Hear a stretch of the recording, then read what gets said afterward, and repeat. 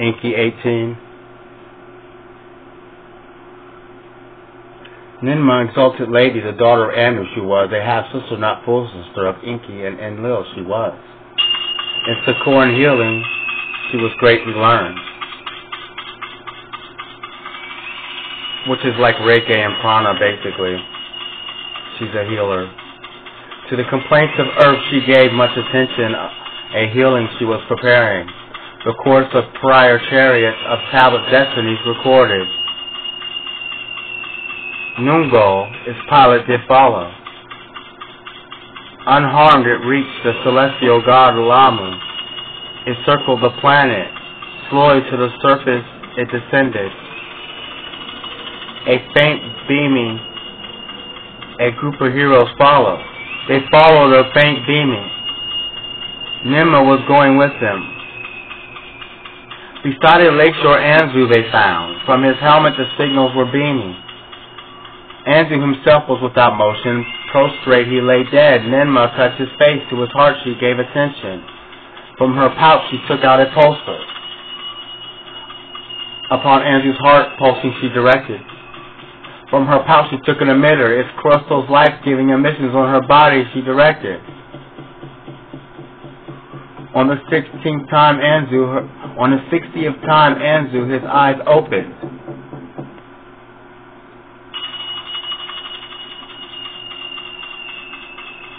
With his lips he motioned. Gently upon his face Ninmah water of life poured. His lips with it wetting. Gently into his mouth the food of life she placed. Then the miracle did happen. Anzu from the dead arose. About Alalu they hemmed and inquired. Of Alalu's death they told him. He led them to the great rock from the plain heavenward protruding. Then to them what had happened he was telling. Then he told them what was happening. Alalu soon after the landing from unremitted pain to began to scream. From his mouth and inwards he was spitting. In agony he peered over the wall. Thus was Anzu to them saying. He led them to the great rock like a mountain from the plain heavenward rising. In the great rock a cave I found. Alalu's corpse therein I hid. Its entrance with stones I covered. So was Anzu to them saying. They followed him to the rock. The stones they removed. The cave they entered. Inside what of Alalu remained they found. He who once in Nibiru a king was a pile of bones was a cave now lying. Now in the first time in our annals a king not on Nibiru has died. Not on Nibiru was buried. So did Ninmah say. Let him be in peace eternity rest, she said. They the cave's entrance again the stones covered. The image of Alalu upon the great rock mountain with beams they carved. It's probably the face on the moon. Sounds a lot like the Lazarus story too for some reason. They showed him wearing the eagle's helmet. His face they made uncovered. Let the image of Alalu forever gaze towards Nibiru that he ruled, towards the earth whose goal he discovered. So Ninmah, exalted lady, in the name of the Father Anu did declare, as for you, Anzu, to you Anu the king, his promise shall be keeping. 20 heroes with you here shall remain. The way station building to begin. Rocket ships from earth the golden ones shall be delivered. Celestial chariots from here to go Nibiru shall then transport hundreds of heroes. Their abode to Lamu shall make. You, Anzu, shall be their commander. Thus did the great lady in the name of the Father Anzu said. My life I owe you, great lady. So was Anzu saying. My gratitude to Anu shall limit not have. From the planet Lamu, the chariot departed towards earth. The journey continued. I'm going to skip the synopsis. The 5th tablet. From the planet Lamu, the chariot departed towards earth. The journey continued. Around the moon, they made the circuit at way station there to explore. Around the earth, they made the circuits towards the splashdown slowing. In the waters besides the Ridu, did none go the chariot bring down to the quay. Did Enlil construct it. They stepped off. The boats no longer needed. Enlil and Enki, their sister, with embraces greeted. With Nungol, the pilot, they locked arms. Their heroes, male and female, by the present heroes, were the shouts greeted. All that the chariot had brought was quickly unloaded. The rocket ships and sky ships and the tools by Enki design and provisions of all kind. Of all that on Nibiru transpired, of the depth of the bearing of Alalu, Ninmah her brothers told. Of the way stations in Lamu and the commander of Anzu, she to them related. Enki of the uttered approval. Enlil words of the bewilderment uttered. That is and his decision. His words is unalterable. Ninmah to Enlil was saying, for the malady's relief I have brought. Ninmah to her brother said, from her pouch a bag of seeds she brought out, seeds in the soil to be sown. A host of bushes from the seed shall sprout, a juicy fruit they will produce. The juice and elixir shall for drinking by the heroes it shall be good. Their ailments it will chase away, happier their mood it shall make. In a cool place the seeds need to be sown, by warmth and water need they nourishing. Sounds like grapes.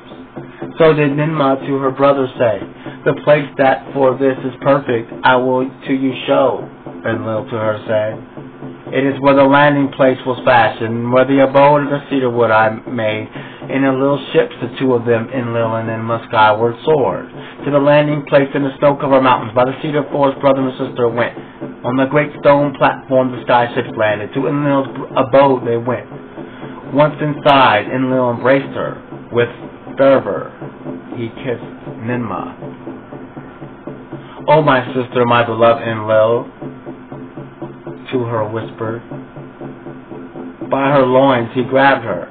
Into her womb his semen he did not pour. Of our son Ninurta, word I bring you, Ninmah to him softly said. A young prince he is, for adventure he is ready. To join you on earth he is prepared. If here you stay, let us Ninurta, our son, bring forth, Enlil to her said.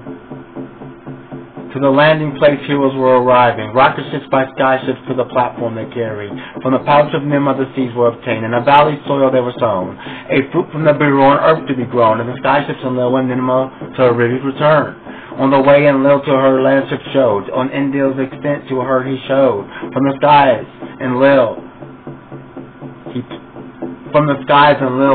showed her, explained her his plans. An everlasting plan have I designed to her, he was saying. That which for all time constructed shall determine I have laid out.